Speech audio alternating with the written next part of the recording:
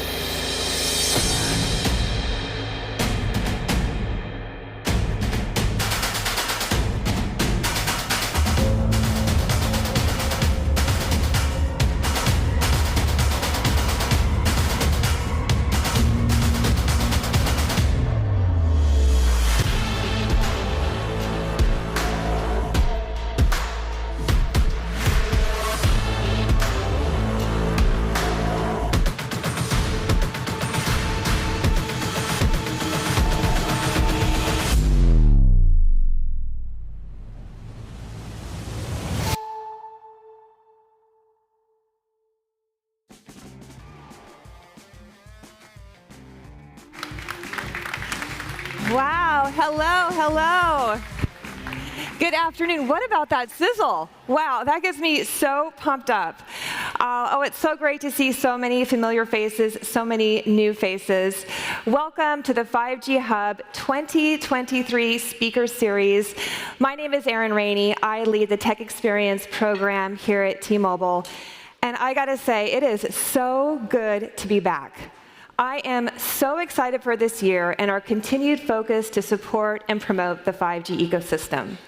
We're going to build upon the incredible engagement and energy of last year's speaker series with 12 new sessions on very strategic and relevant topics to 5G, of course, all joined by amazing panelists from across the ecosystem representing different points of view. And just like last year, the speaker series is a time to learn, to share, to connect, to network with other innovators and technology enthusiasts all here at the 5G Hub. And as Salar mentioned, we are extending our reach this year and offering a live broadcast option. So a big hello and shout out to folks joining us virtually. Welcome.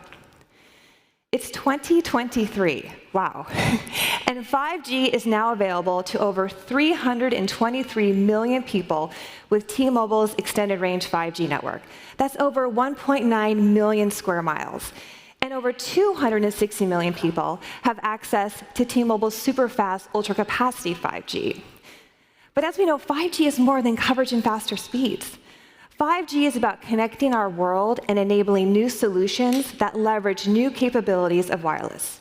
Capabilities including lower latency, massive connectivity, mobile edge compute, network slicing, private networks, and more as 5G continues to advance. And these solutions will truly transform our world. These solutions will make our world more productive, more efficient, more sustainable, and even safer for our communities. These solutions will also make our lives richer with new experiences, healthier with access to more tools and resources, and more engaged and connected to our world and others. And as we like to say at T-Mobile, the possibilities are endless, and the impact is significant for businesses and the economy. According to a report by Accenture, by 2025, 5G has the potential to create or transform up to 16 million jobs across all sectors of the economy, and also add 1.5 trillion to the US GDP. This transformation and growth are up to us to enable and execute. And I gotta say, the startup community is leading the charge. Startups bring creativity, hunger, and drive to innovate and seize these impactful opportunities. In fact, we've already seen some incredible solutions leveraging 5G, such as driverless, remotely operated rental cars that come to you, AR-guided remote operations and tools for training and support, live streaming holographic video communications, and even AI-driven wildfire detection monitored over HD cameras, which you guessed it, are connected to 5G. But this is just the beginning. We have barely scratched the surface of what's possible. We're all here because we are passionate about 5G reaching its full potential. And how does this happen? As I said before, it takes an ecosystem, like the one here today, to foster, enable, and invest in innovative solutions and POCs. So today, we are going to talk about the opportunities 5G brings to the startup community and the ways the 5G ecosystem can enable and support their success.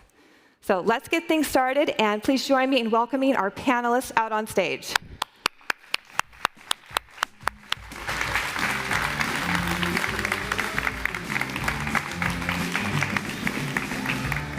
Welcome, welcome.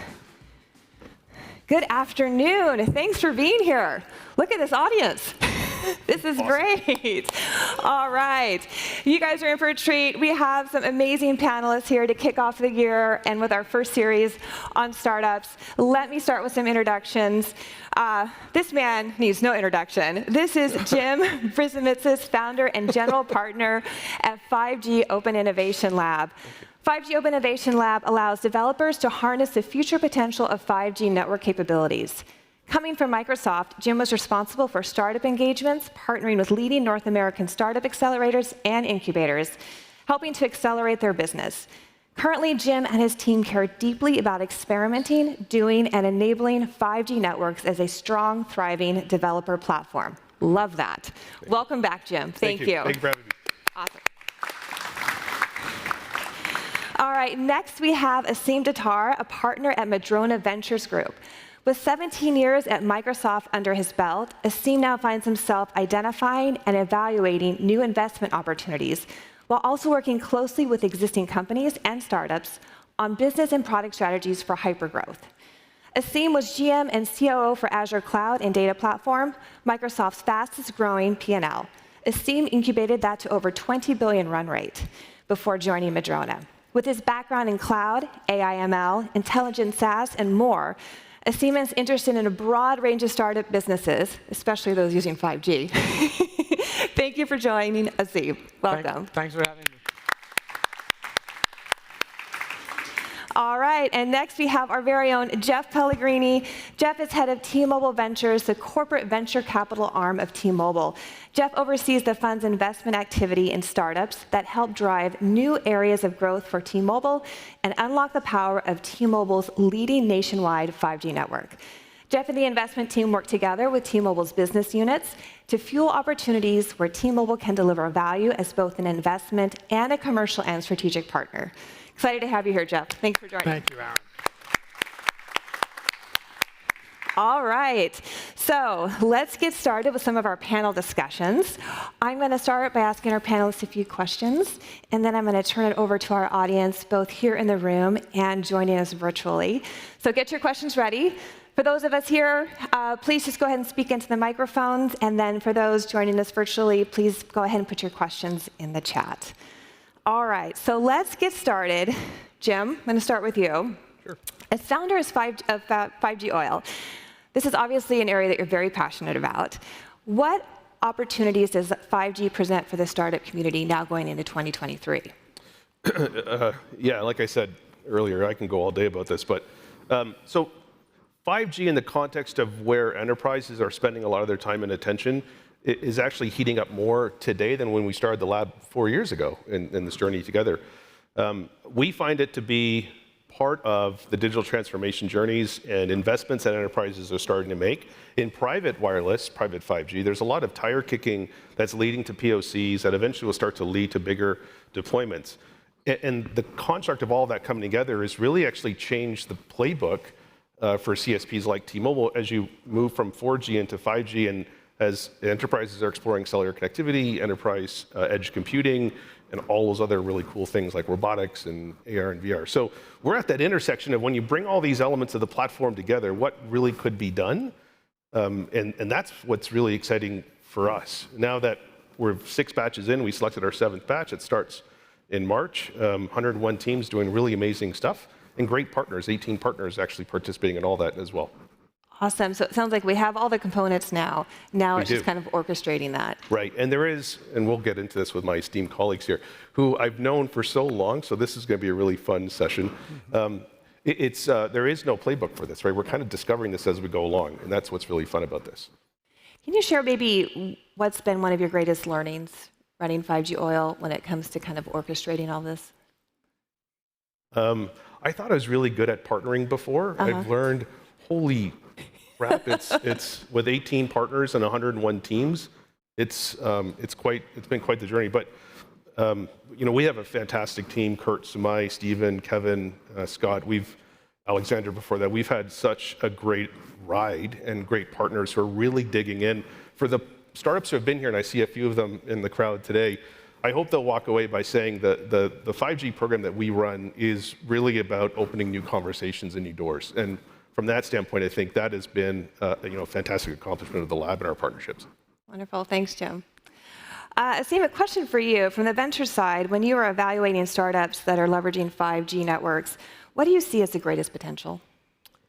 Well, I think it's interesting to see. I look at 5G as a key technology, but I also think of it as key infrastructure.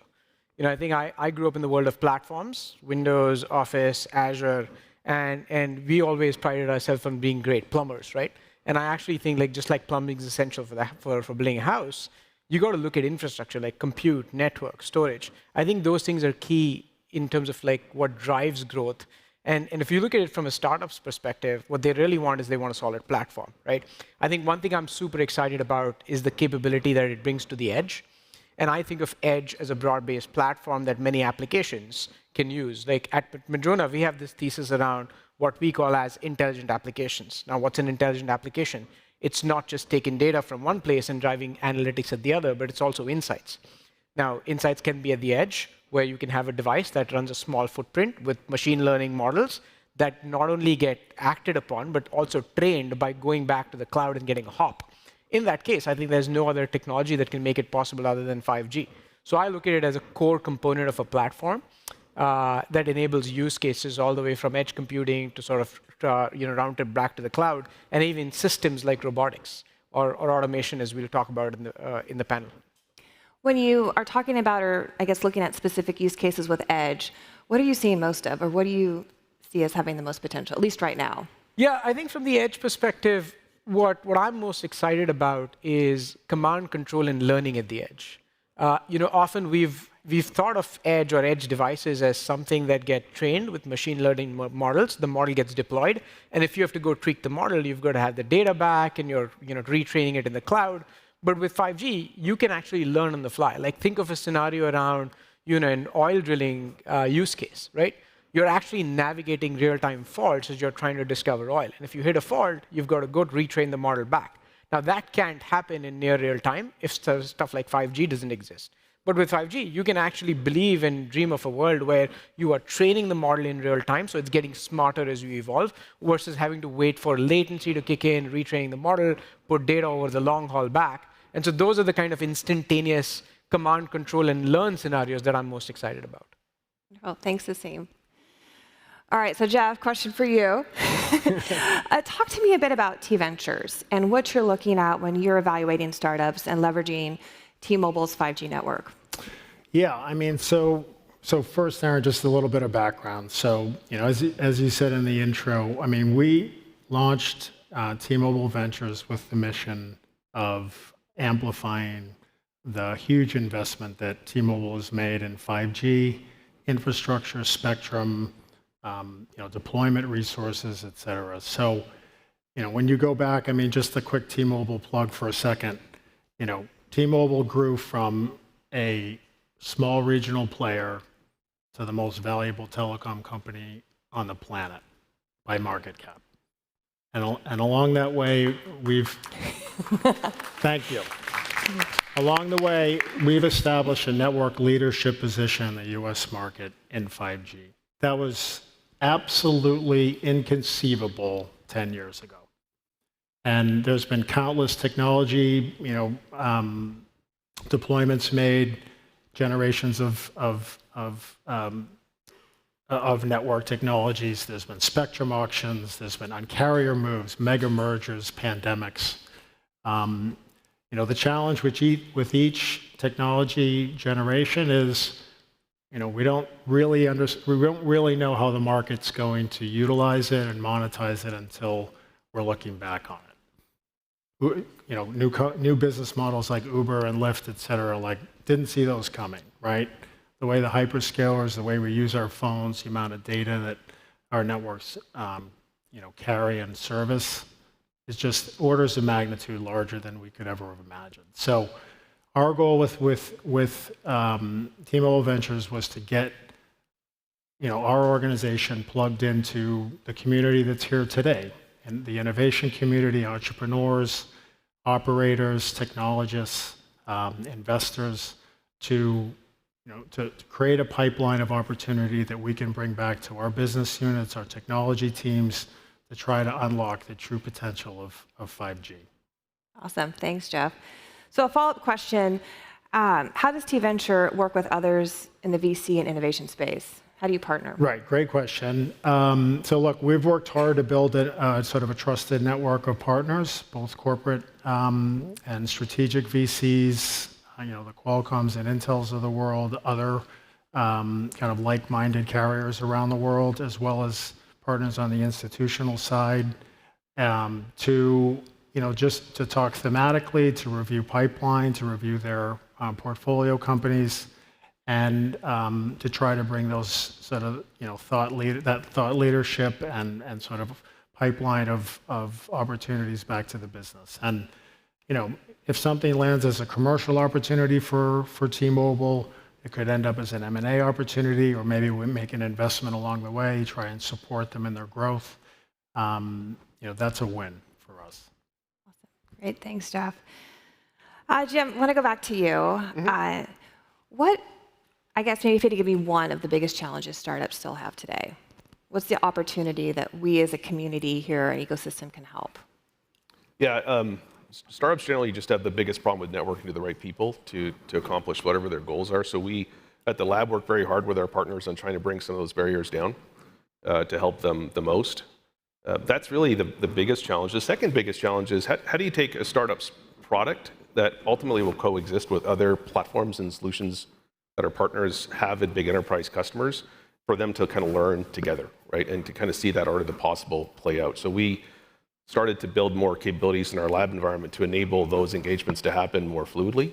And then of course you have the 5G hub here where that really happens here on T-Mobile's network as well. So that has been probably the single biggest opportunity or challenge. The other challenge is for our partners, if you're T-Mobile, you're really focused on connectivity and big connectivity across the country. If you're VMware, you're thinking about virtualization and cloud to cloud migrations and all the other fun stuff. And I can go down the list with all of our partners.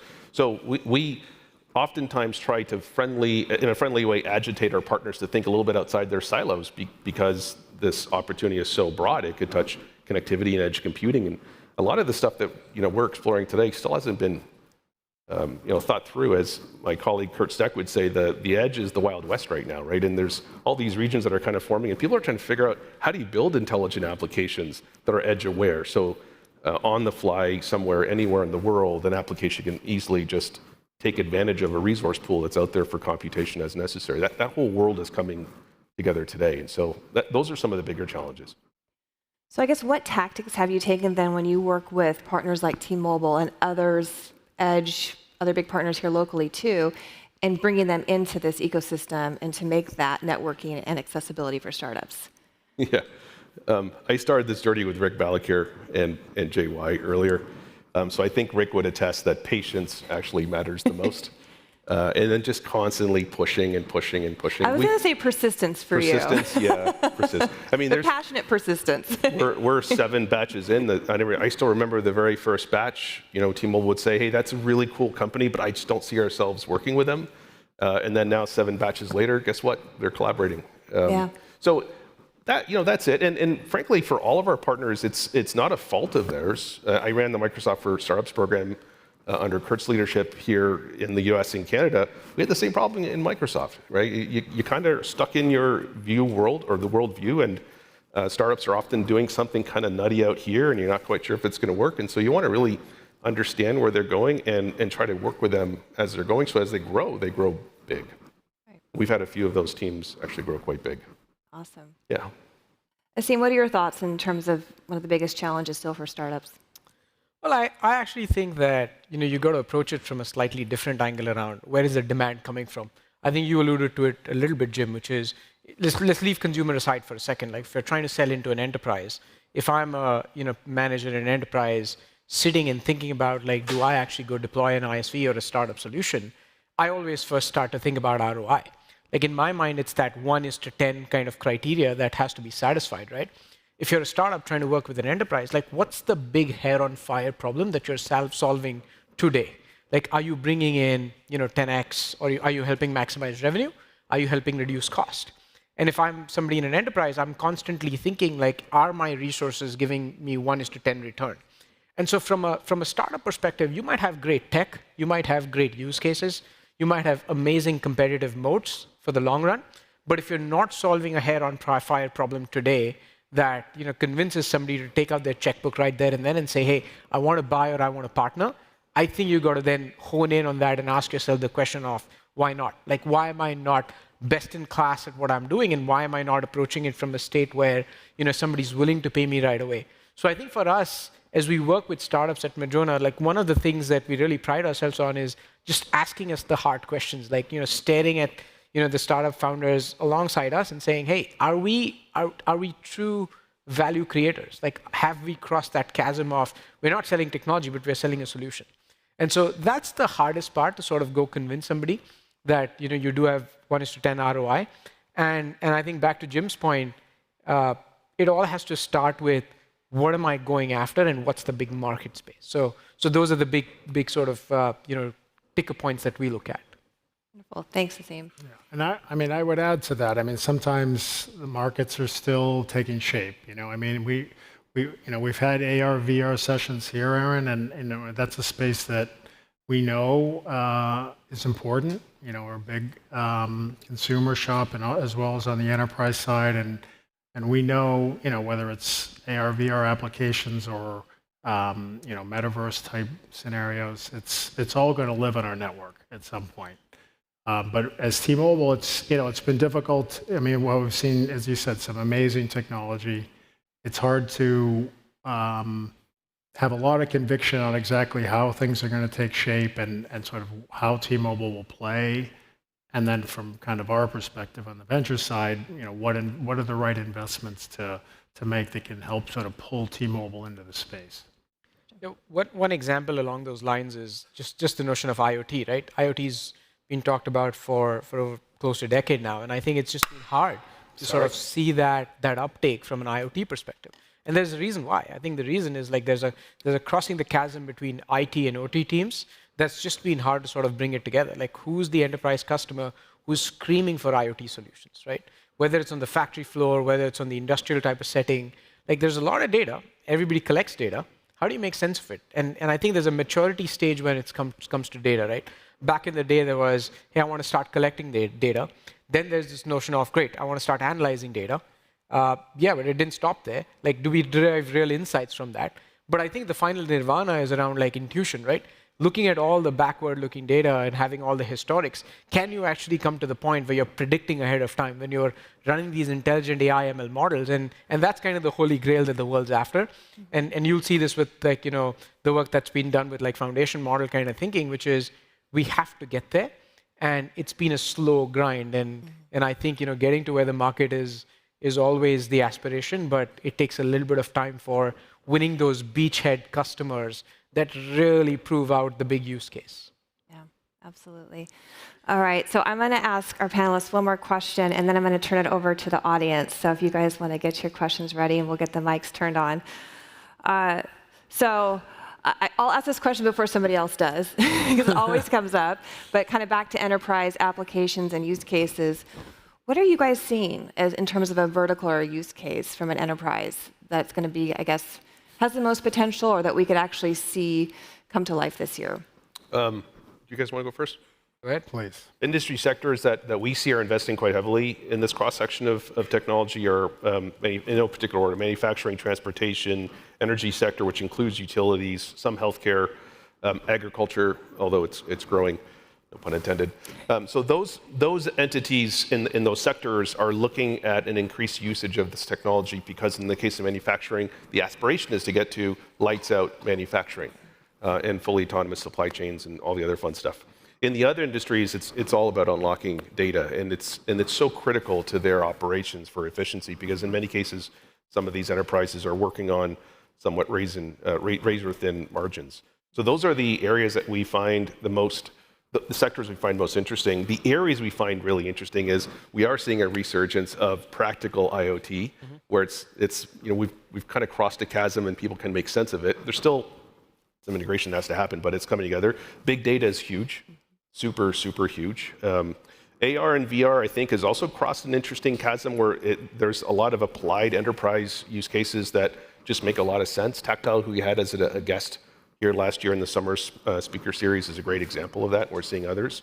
One of our teams called Proximy is using augmented reality for surgeons, and she was a surgeon herself, Nadine Harms. She's raised over $120 million. So those are really practical technologies that are now being used as main sort of run of business in those industries. So we're really excited about that. Then, of course, you hear about autonomous vehicles, drones, and a bunch of those other areas. What's exciting is we get to sit as both the startups, the partners, and the enterprises that we work with, we get to kind of sit in that intersection where that are the possibles starting to be realized.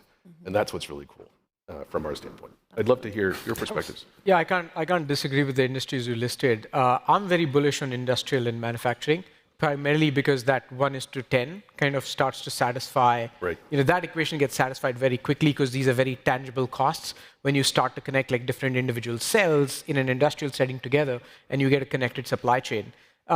You know, auto is another industry where, you know, as I started digging in, one of the things that I learned is only 5% of the auto industry is kind of, you know, leveraging productivity and automation in some way, shape, or form. I mean, that's a huge opportunity, right? Think about everything else, like, you know, if you're putting in a bucket seat in a car, if you're, you know, attaching a seat belt, if you're nuts and bolts, like all those things are just not automated today. So I look at automation as a huge sort of underlying horizontal that you know, connectivity can go resolve and be applied to. The one other vector I would throw in there is also systems, like, you know, from a broad horizontal, you know, kind of approach. I think robotics is a use case that has been talked for a long, long time. I mean, I grew up watching Small Wonder, and, you know, robotics was still a very aspirational thing, and it is even now, and I think we've just sort of probably starting to get to crossing that chasm a little bit, because what was hindering robotics? Compute, expensive, CapEx, not there, network, missing, and storage systems. And now if you connect the dots, you're trying to solve for all these. The only other missing piece is the right business model, so somebody doesn't have to shell out a whole bunch of CapEx. So I think that's another horizontal that I'm deeply excited about. Awesome. Well, great examples. You guys covered a lot. Jeff, is there anything to add to that? Not sure how to add to that. Yeah, not much to add there. But look, one thing I would say is one of the most promising aspects of 5G is really about this, the transformation of having sort of compute and processing power, sort of at the edge. Now we can talk about where's the edge and but we're talking about a true edge deployment. Maybe it's a private 5G type deployment where you have, huge amount of bandwidth, very low latency. The compute no longer has to be in the device, and that's a big unlock, for computer vision type applications and manufacturing and production line, worker safety, frontline worker type applications. So those are some we think are interesting. And as you know, we deployed our advanced network services platform last year in T-Mobile for Business. So we're excited about that. Great, thanks, Jeff. All right, so any questions? You guys here in the room, go ahead, you can step up to the mic right there.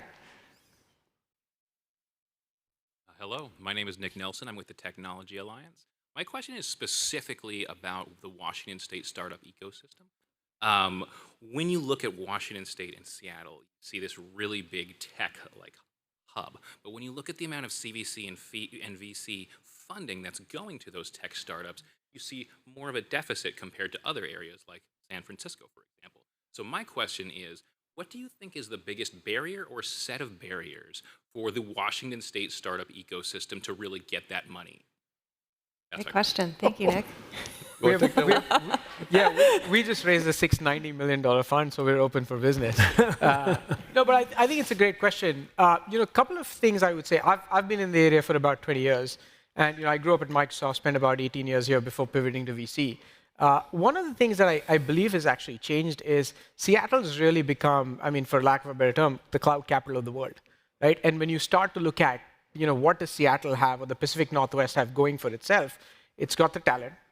There is capital available, and there's not just Madrona, but other VCs who are also playing in this space.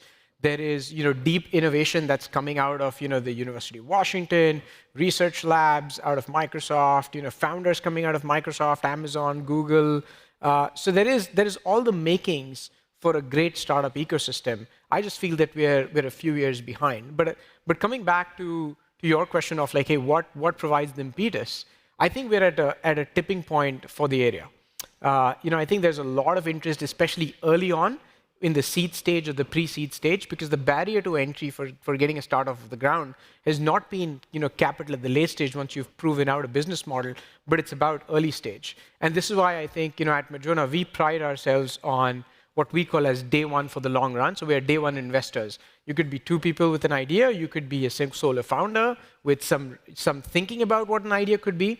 And there's a lot of these, startup studios / accelerators also getting started. In fact, we run our own called Madrona Venture Labs, where you could just come on to Madrona and say, hey, I've got an idea. I want to start curating and thinking about it. And we'll help you form a team. We'll help you think about capital. We'll help you think, avoid mistakes that, we've seen or patterns that we would not recommend you go down the path of. And so I think the ecosystem is starting to get, what I would say a boost. And of course, there is a bunch of people who have now been successful at many of these big companies, jumping out of the companies, having seen through these 10 to 15 years of innovation and saying, I've identified a white space, now I want to go after it along with a small team. So I think all the elements are there. It's a matter of a little bit of time sort of passing through and getting to that stage of maturity like any other thriving ecosystem would be. I'm curious on your thoughts, Jim. You've seen it before. I think you're right. I'll be slightly controversial in that. What makes the valley is that its risk tolerance is lower. Here, it's just a little bit harder. There's a higher risk tolerance, right? I think.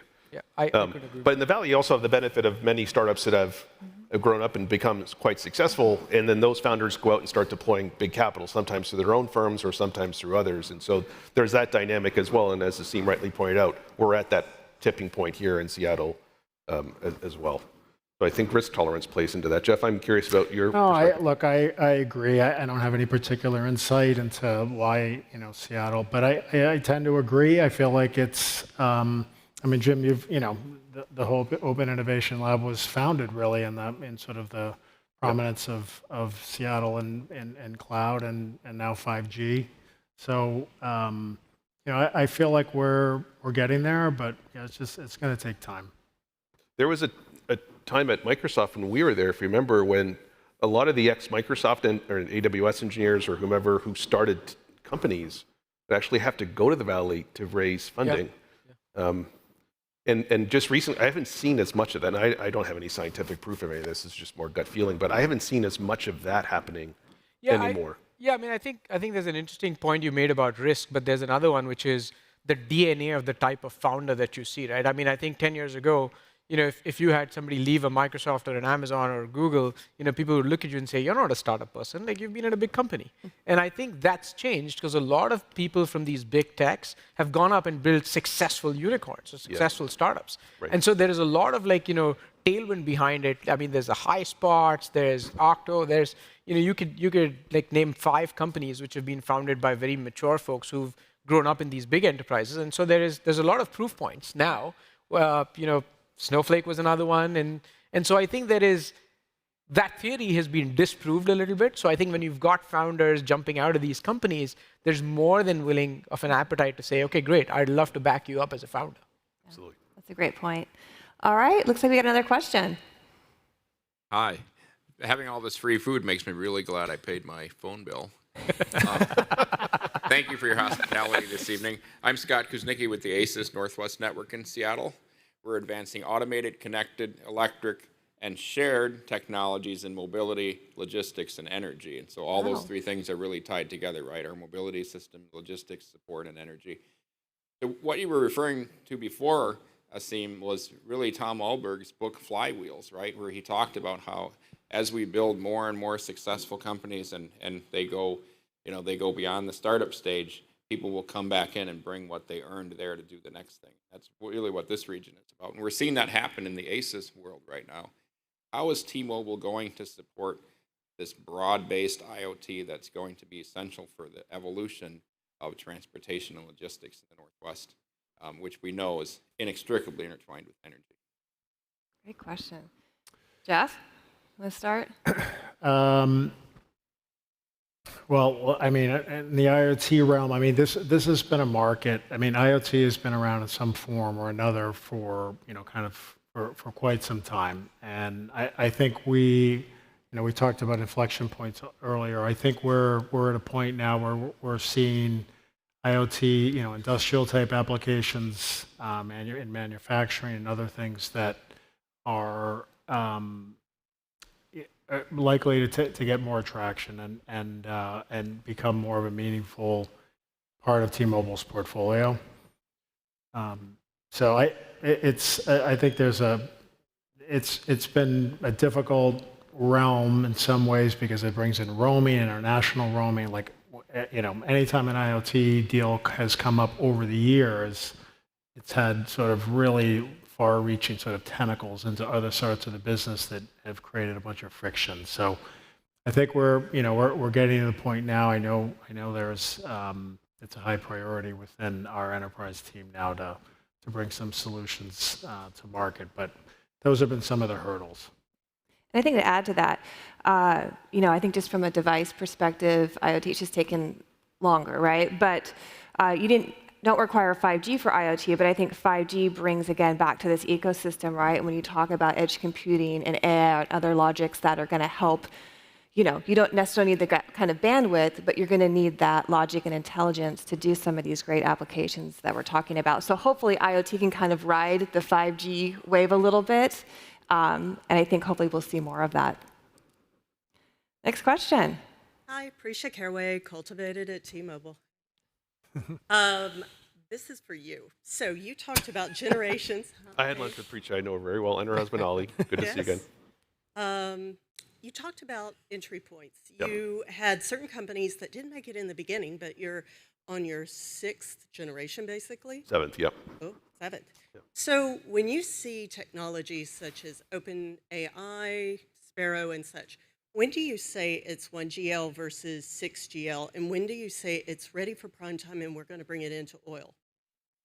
So that's the unique part about our program. We do a lot of scouting, as you probably know, Prisha, of our own. But the magic of the program that we've designed really relies on the partners to get excited about the teams. For instance, we just had our decision day for batch 7, I think it was 2 weeks ago now. And there was a number of teams that we got excited about, but the partners just weren't excited. And if I can't get partners excited about those teams, then the experience that the startups will have with the partners won't be as great. So there's been a few fringe cases where we're like, nah, we think you guys need to have another look at this, and we'll push it through. Our scouting usually gets us to a point where we're pretty excited about the teams generally, and now we're kind of waiting to see what our partners might think of that as well. So from that standpoint, yes. There's been a few teams that I've kept in touch with off to the side, not formally part of the program, but I really believe in what that founder is doing, and with some help, we could probably get them to a point where we revisit them for a consideration in the future as well. Hell, if we had ChatGPT that was lined up for a consideration, that would have been an easy one. I would have just trumped that one pretty easy. But that's an exciting area. So yeah, we're very much partnered led from that perspective, because ultimately it's 18 global partners that have access to a ton of resources, a lot of enterprise customers, and the platform capabilities that are unlocking some of these scenarios that we're talking to today. So we need to get them excited about where these startups are and the potential for them to collaborate together. Thank you. Yeah, you're welcome. Yes, question, please. Hi, Ohad Barnoy from Amdocs. First of all, Jim, it's not that we weren't excited about them. We were just a lot more excited about the rest of the batch. I know. I'm still licking my wounds on some of them. So they were all awesome. It was just some were awesomer. Yeah, I get it. Well, you guys heard it for yourselves. So I wanted to leverage the brain power and experience on stage to help me win a bet. So I'm very bullish on AR, VR, and the whole experience, both for the enterprise and the consumer. And I'm a big believer that by mid-2025, T-Mobile will be selling more AR sets than phones. Wanted to hear from you guys what you think are realistic timelines for that. So the answer is just a number. It's easy. The question's more complicated. So I'm not the expert, but I'm going to take a swing at this. The investors who actually can shake this stuff down even further than I can will probably bring more realism to the perspective. My concern has been not the technology. We don't have enough devices to actually have those experiences. So for instance, Omnivore, called Omnivore with us when they were in batch 1, now called Forma Vision, which I think you have here, right? Yep. With a couple of D455 Intel RealSense cameras and Nreal headsets. This is the lower end of the BOM. You're in about $1,000, but now you're having holographic meetings with your colleagues where someone can be clear across the world and you're having them in a meeting room with you virtually. I shared a video of Forma Vision on my LinkedIn profile, so if you go there, you can see that experience play out. That's the future. That is absolutely where it's going. But there's this shortage of devices because the market hasn't caught up. Just like in classic 5G standalone today, there isn't enough 5G-enabled IoT sensors. There's not enough of these floating around just yet. Of course, the market will catch up, but when it does, that's when I think we start to see, to your point earlier, Aseem, a tipping point where this market becomes super real. But where it has been deployed, like with Proximie for augmented reality in surgeries, where a surgeon can pull in experts and actually be in the case. If you guys want like a really gory demo, go to their website. It turns my stomach. But think about a surgeon who's top of their class, but bringing other people in to help them get real advice that ultimately helps the outcome of that patient. That's transformative in so many ways. So I think we're getting there. It's getting closer. But I certainly believe that AR and VR has gotten past the world of really fun technology and now starting to see real production value. One of our teams, Tactile from batch 1, very famous use case. They were deployed at a manufacturing facility in Mexico, and over the course of some time, over 200% increase in volume of production, just because they were able to assist people remotely versus having to stop the manufacturing process and bring experts in to solve problems. So that's when you start to see those tipping points where you're solving real problems and it becomes more repeatable. I think the world's changing there. So it's coming. Hopefully it helps you with your bet. Yeah, I wish I could give you a number, but if I was able to do that, I would put all my money in there. But I think three things have to hold true. Like one is definitely the device cost and experience, right? I mean, if you look at devices out there today, they're still clunky. Like to your point about like my stomach starting to churn. Like I had a few instances where I saw demos and used those POC type of environments, like standing, like simulating a hospital operation theater, wearing that thing. And I couldn't stand there for more than 15 minutes. It was heavy, it was clunky. Now, is the tech great? Awesome, it's getting there. So I think that's part number one, which is the device form factor has to kind of get to a place of like mass acceptance, including price, experience, size, weight, etc. I think the second thing is mostly around the lines of like applications, where people have to build enough applications. So these are not point solutions. These are not solutions that only a surgeon can use. These are not solutions that only you could use for entertainment or only for gaming. I think it has to be ubiquitous to a certain extent. So it almost starts to become like your phone, where you can carry it around, and it's got multitude of applications. So I think there's got to be that application richness that you could see like apps on your phone, you'd have apps on your device. And I think the third thing is really around like a very natural user experience and an extension. I think once you've got point 1, 2, and 3, that kind of gives you the confidence that, yep, this is something that I want to go purchase. I can see the application. I can see it in my daily life. And I think the only other vector that I would throw in there is I'm not convinced that the path to get there is through consumer or through enterprise yet. I don't know which one will light up first. There's lots of training use cases where remote workers are being trained, and that's an amazing use case. I just haven't seen a winning use case for consumer yet, and I haven't seen many of them in the enterprise yet. So I'm unsure which one lights up first, but I do think that you've got to have a leading candidate, whether it's enterprise or whether it's consumer, that basically says, hey, take my money and I want to buy this device. But no number. Well, those are great responses. I mean, look, first off, our head of sales would love for you to win your bet. That's for sure. But look, I don't know. I have no idea. But I do think I mean, from the time we've spent, and I mean, Jim mentioned tactile. I mean, it's a great use case, and it's in the sort of the training and worker kind of manufacturing sort of environment.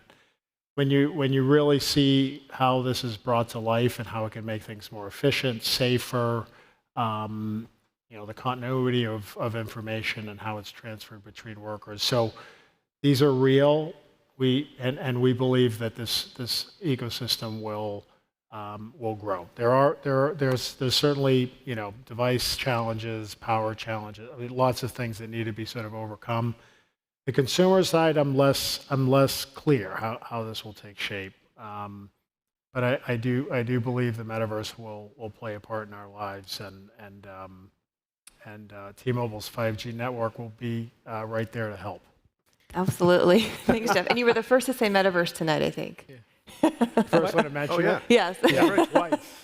Oh. Well, one thing I'd like to add is I think, I mean, to your point about the moment, right? Like, I don't know if this is worthy of a moment that's going to transform or accelerate our move into the metaverse, right?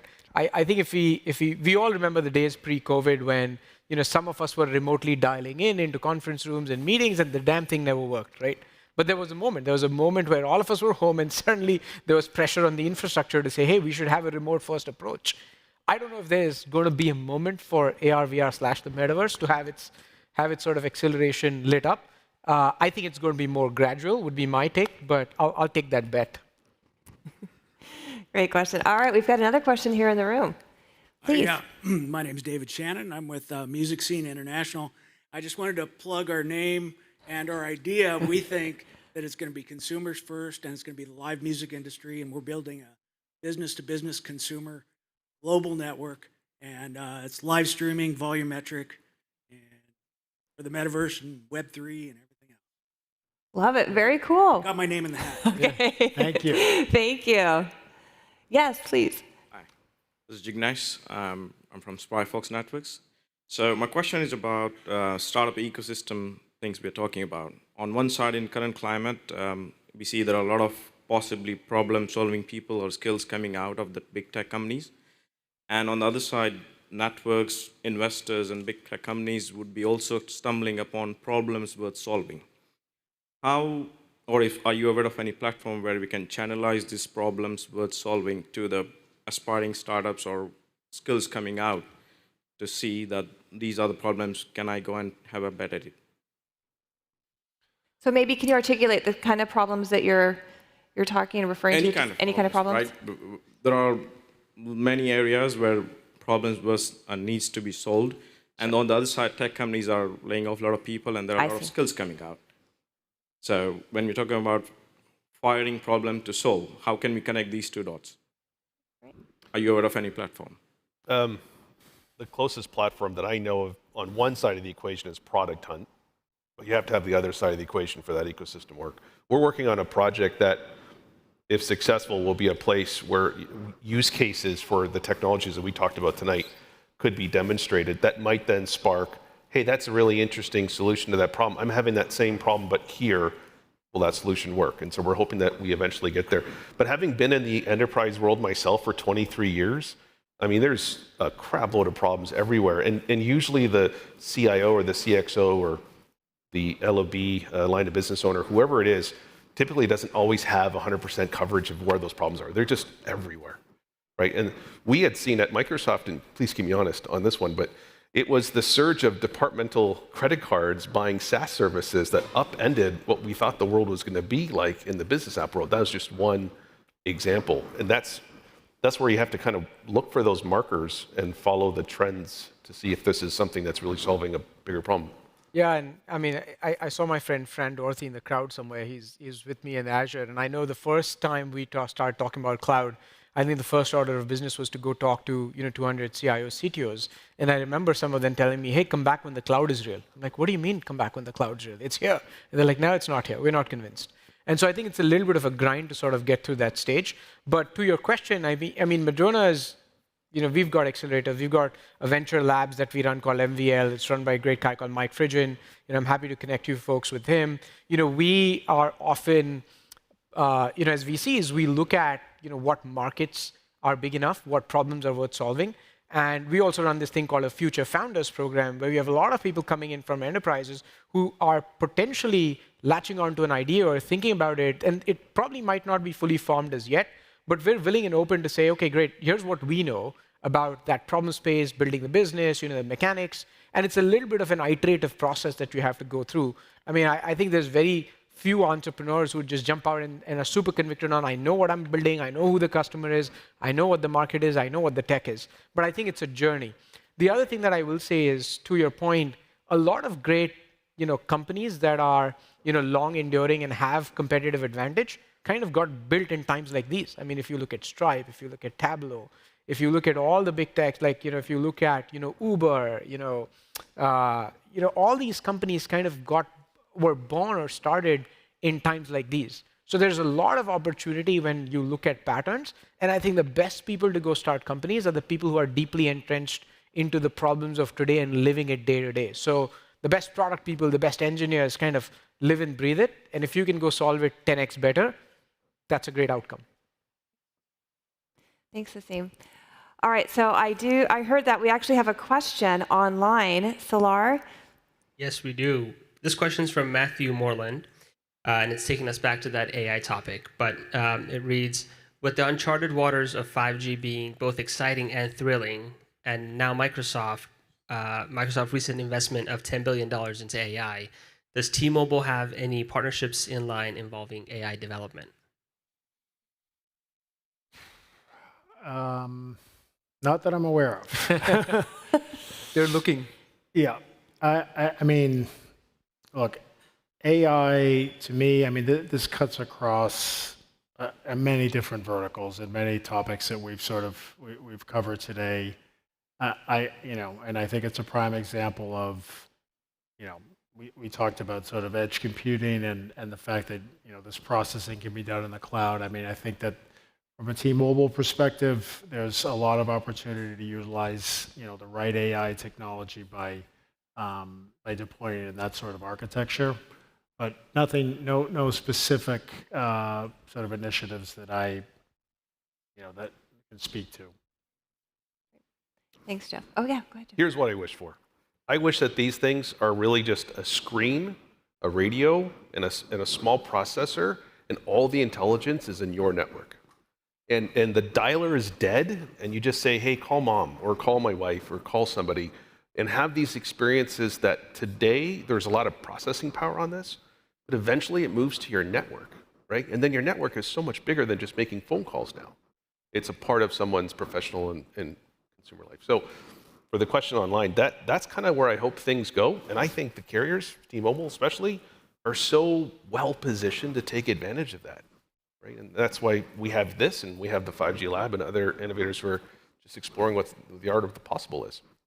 Absolutely. And maybe we're not in a position to announce any partnership or anything formal, but I think, back to what we're doing in 5G Hub and working along with enterprise customers, coming up with POCs that leverage those capabilities, I think is going to naturally start to put these more permanent solutions and partnerships in place, right? So Absolutely. I think that's the start of it. Yep, absolutely.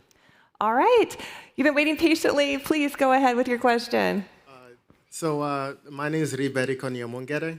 I'm from North Seattle College, and while I was sitting here, I actually got another question, but I'd love to talk to you about that last comment you just made. Absolutely. But I was invited to this event, so I don't know very much about what's going on, but you guys keep referring to an ecosystem, and I was wondering what 5G plays in that role, because I know before 5G there was 4G, and that was the big thing. And now there's a 5 in front of it. So I want to know exactly what you mean by the ecosystem is lacking now, and what exactly it is that needs to be done in order for it to get to where you guys envision it going. Can I take a swing at this? Go for it. Okay. So I'm not a telco guy. I'm going to do my best to explain this. 1G, 2G, 3G, 4G were monolithic back-end systems, right? You essentially signed up to one of my partners, Ericsson or Nokia, and you ran these essentially closed fixed function boxes. 5G is cloudification. So the whole world flattens in 5G, meaning the carriers, the providers, the network providers, they're all going cloudification on how they design, build, and orchestrate their networks. So when you do that, you now have the ability to introduce the networks to a software ecosystem that, frankly, in the 4G world, none of these carriers had a chance to play in. Trillions of dollars have been built on the back of your lives in this mobile phone, for which they haven't really seen a penny on. They look at something called ARPU, right? And that's how they see their profitability. So when you go to 5G and everything's cloudified, and the world of software development is going to containerization, or everything can be built as containers, running containers on a network like this sounds really interesting. And then the use cases that we all chatted about tonight, they really start to light up when you bring compute closest to where the users are. So that's where this opportunity for 5G is so different than what we've seen in 4G, 3G, 2G, and 1G. 1G and 2G were like training wheels. We went from analog to digital. 3G, we got, holy shit, we can actually load a website in 5 minutes. 4G was like, oh my God, I can watch a video. 5G is just, the gloves are off, right? And then 6G, 7G, and 8G, and all the other stuff that comes from that, it's going to be more of the same, but the gloves are off in 5G. That's why, for us, the mission of the lab and why we're so passionate about it is because the world is changing in this generation of wireless standards. It's actually fusing together connectivity, edge computing, applications, enterprise consumer experiences. It's all now. But traditionally in the CSP world, there has not been an active developer ecosystem.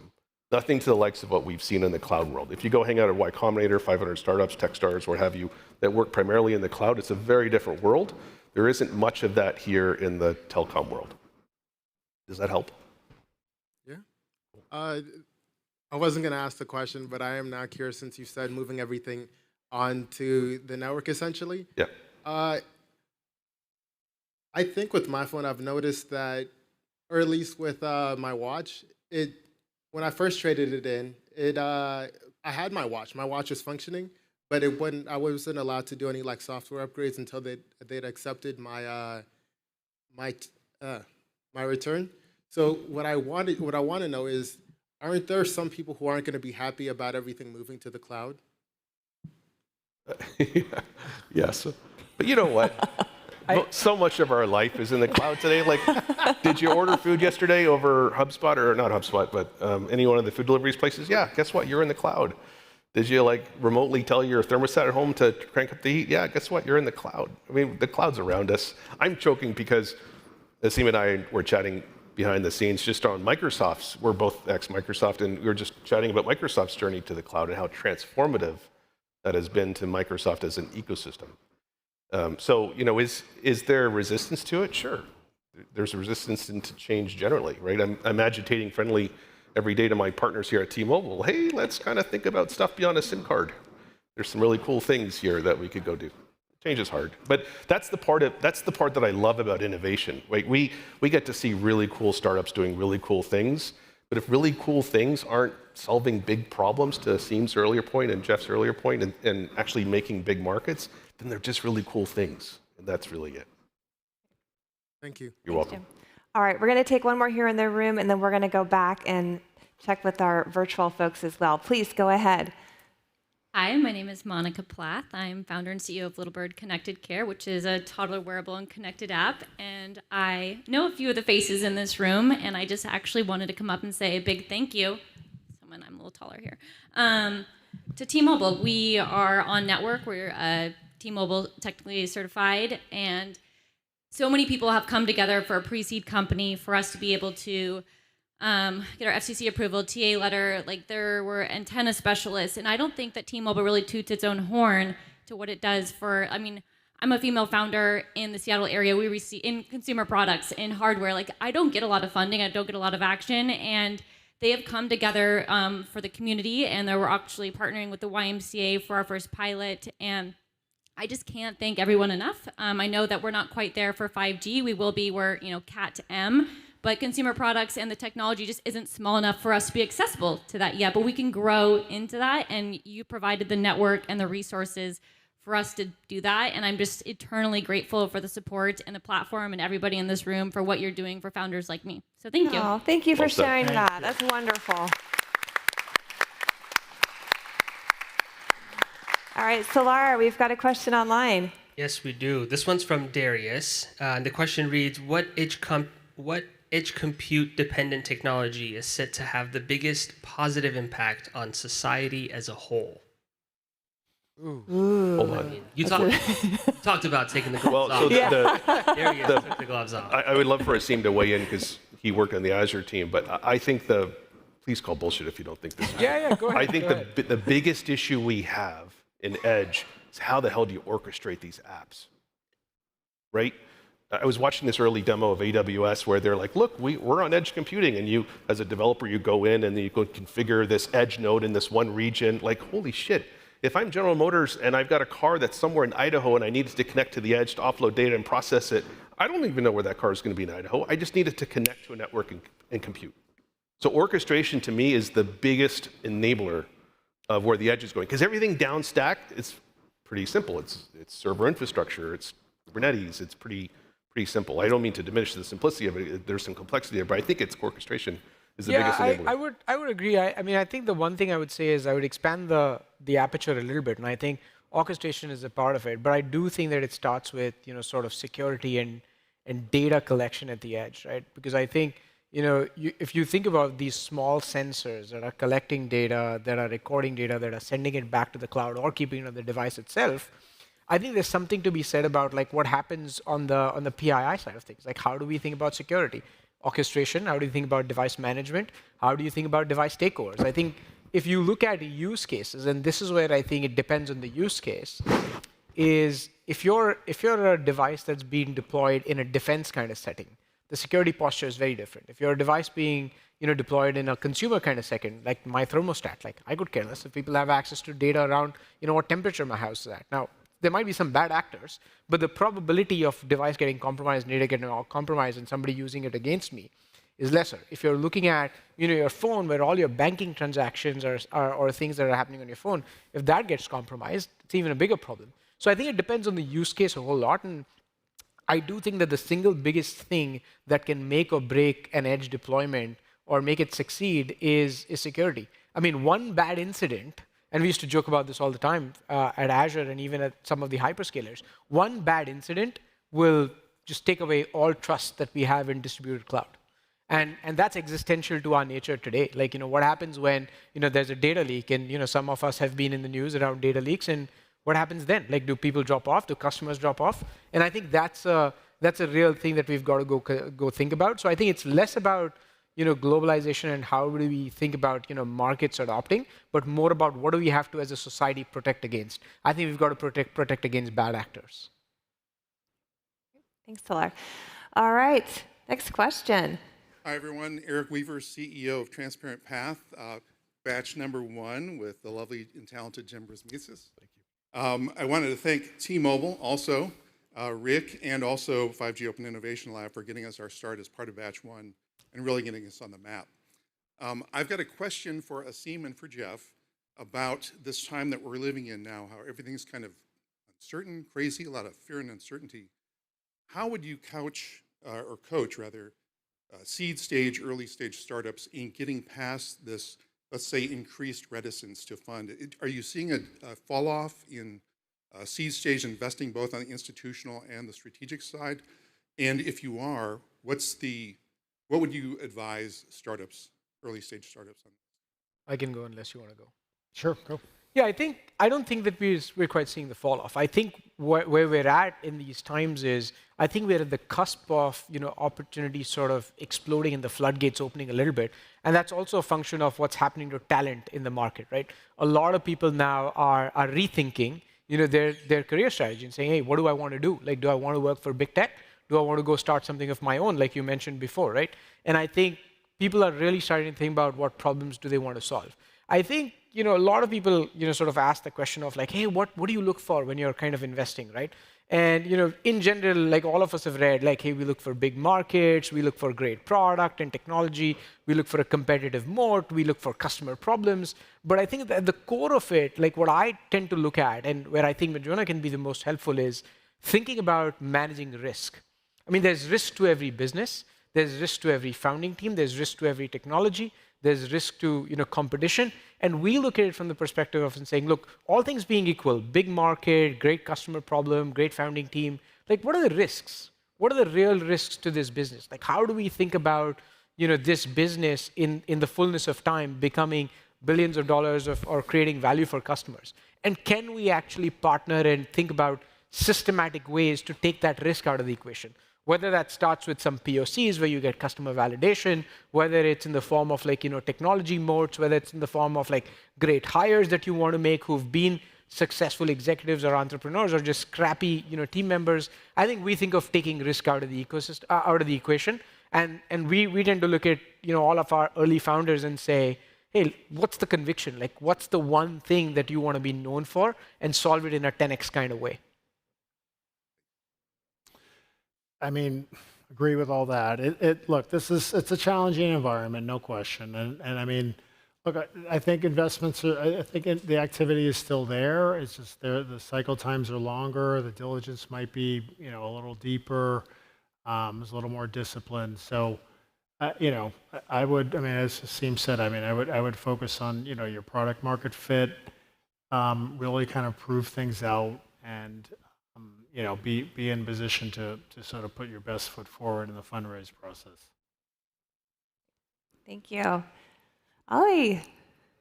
Hi, Ali Daniali. I have a question, Aseem, specifically about Madrona.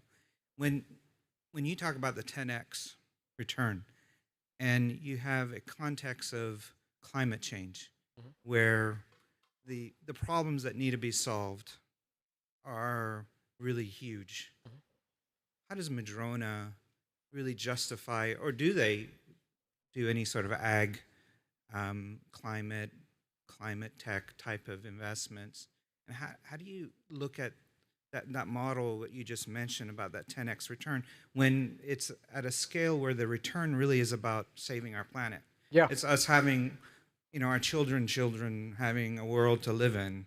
I'd love to get perspective on that. Yeah, I mean, look, we are very bullish on ESG as a whole, right, and sustainability, environment sciences, and we're getting smarter by the day because I think these things are evolving at a pace that's unprecedented, right? Like if you look at the EU has sort of started to take notice before North America and saying, look, we want to put in policies around governance, we want to put in requirements around enterprises to measure their carbon footprint and releases and stuff like that, right? Now, this is a new category, right? There's no way of us judging, hey, what does 10x look like in an enterprise? But I think if you look at it from the perspective of a chief environmental officer, one of the things that they care about is like, hey, how am I being a responsible enterprise? Let's just talk enterprises for a minute. How am I being a responsible enterprise? Do I have the tools to measure my carbon footprint? Like, let's start there. Do I get the right amount of data from my suppliers all the way back to my entire supply chain that I'm dependent on? Do I know what impact I'm having on the climate as a whole?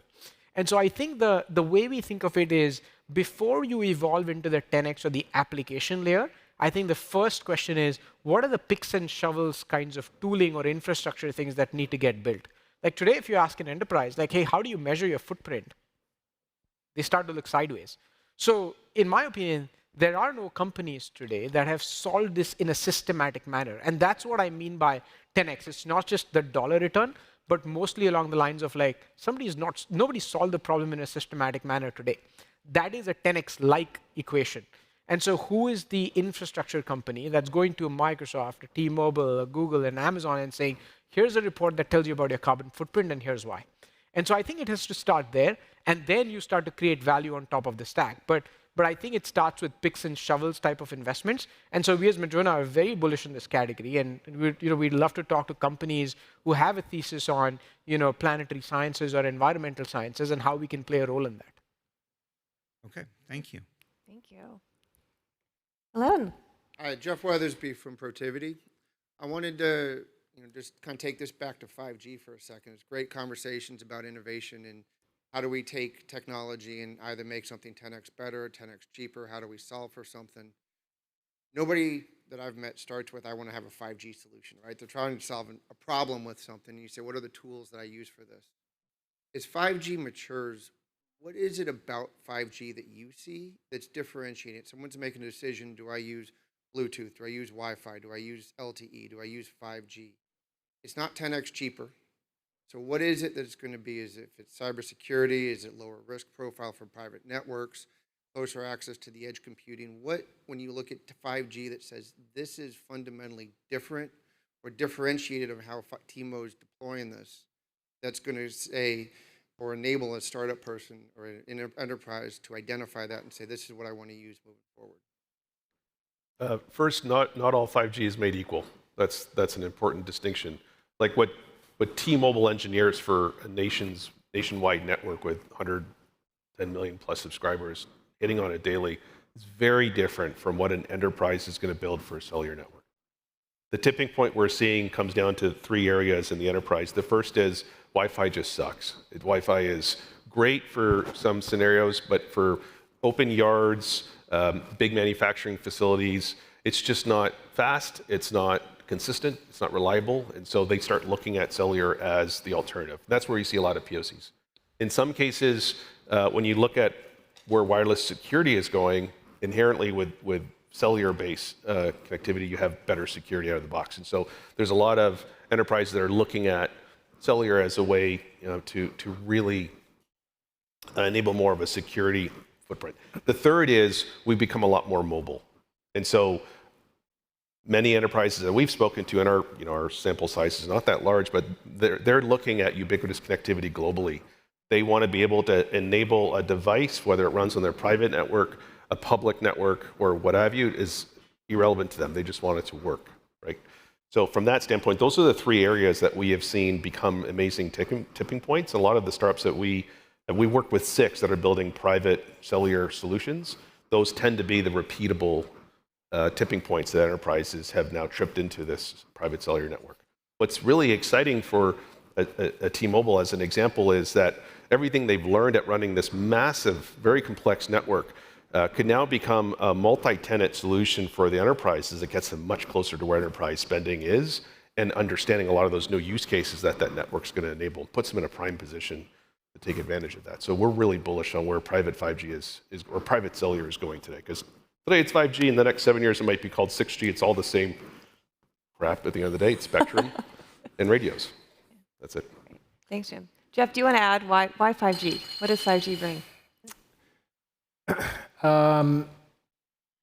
Well, look, just to your point about 5G in terms of our deployment, right? So for T-Mobile, I mean, unlike our competitors, I mean, we've deployed 5G on 600 megahertz spectrum, which is how we've covered nearly 300 million people, and then of course we have 2.5 gigahertz spectrum that we acquired as part of the Sprint merger.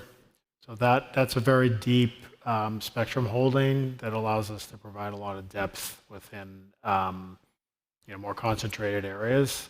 And then millimeter wave auctions have happened over the past few years. We have a sizable portfolio of that. So I think when you think in terms of how is it different from previous technologies, it's sort of this layer cake, which I'm sure you've probably seen, this sort of layer cake notion. But that's a very sort of powerful characteristic, I think, of 5G, in addition to many other things we've talked about today in terms of cloud processing and compute power at the edge and et cetera. So.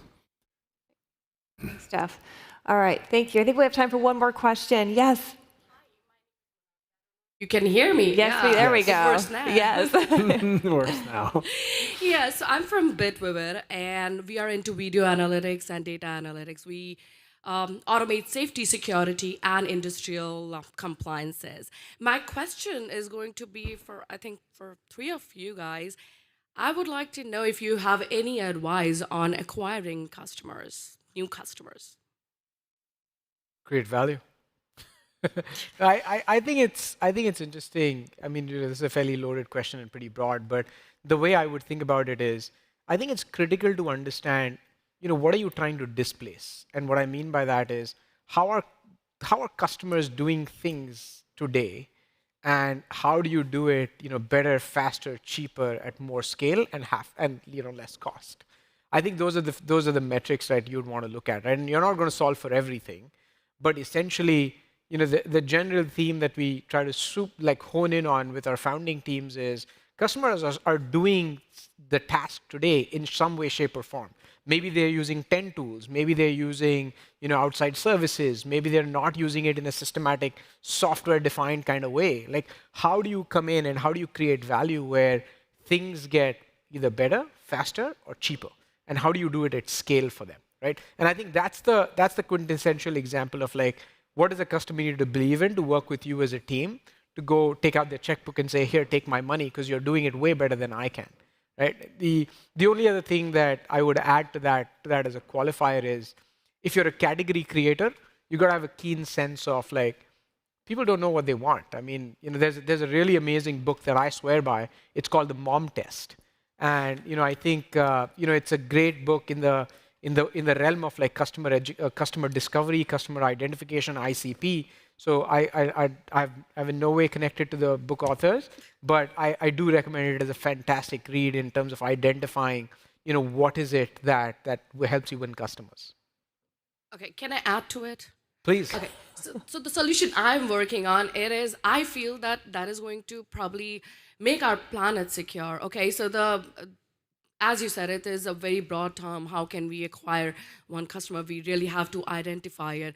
Now, that's the point, because since my solution works for all, how do I identify, or do you suggest that I go with the partnership? Like, I have been testing my solution in T-Mobile 5G lab. Now, once I'm done testing my solution, from there, what do you think my approach should be? Yeah, I think it's a much longer discussion, but what I would recommend is just solve for the connecting with you personally.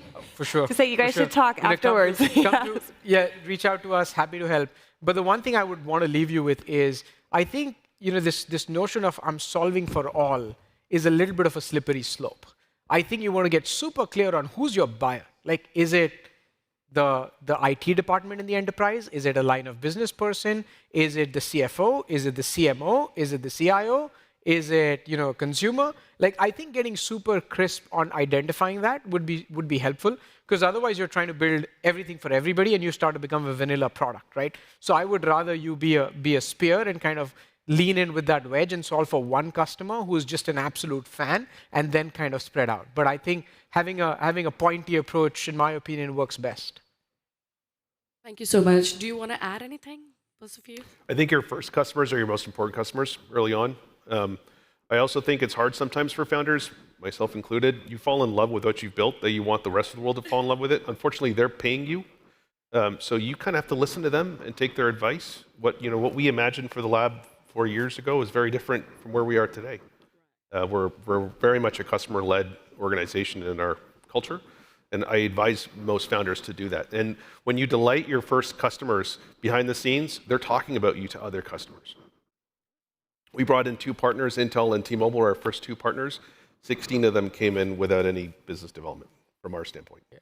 Because we delighted them, hopefully, right? Yeah. Right? Yep, good. Yeah. So that's, still that's what we did. Yeah, we're still here. We're still here. Yeah, we often used to call it the happy meal. Find 5 happy customers, because they will refer you to 5 others, and they'll refer you to 5 others. Yeah. So I think you get scale by finding your 5 happy customers. Paying That customers. makes sense. Thank you. Great advice. I would just, I guess the only other piece I would add is just gauge the scale, the scale at which you want to operate. Because one of the challenges we have, with on the T-Mobile side is, T-Mobile's a huge organization, a tremendous amount of weight, associated with doing business with T-Mobile. So, you want to pick, your customers that you can service well and you can handle their scale, and that you can land and expand and get references, et cetera. Not take on a whale that's is going to crush, kind of where you are in your journey. Great. Thanks, Jeff. All right, final question for our panelists here. So can each of you give kind of one key takeaway here for this afternoon, evening, here for our audience? What's the one takeaway when we talk about the opportunity for startups with 5G and how we as an ecosystem can support them? Yeah, I would say now more than ever, there's a real ecosystem for 5G. So whether you're chatting with Madrona or T-Mobile or us or other partners out there that exist, there's a real ecosystem here. So reach out. There's a lot going on in this world. We don't have all the answers, but we do see a lot, and we'd be happy to share what we've learned along the way. Wonderful. Thanks, Jim. Yeah. Aseem? Yeah, so much of the adoption cycle mirrors kind of the experience with cloud and how cloud shaped the world. So I think there's a lot of parallels that we can all learn from. So I would definitely go and read up about the maturity curve of the cloud and whether that draws itself to more than enough parallels.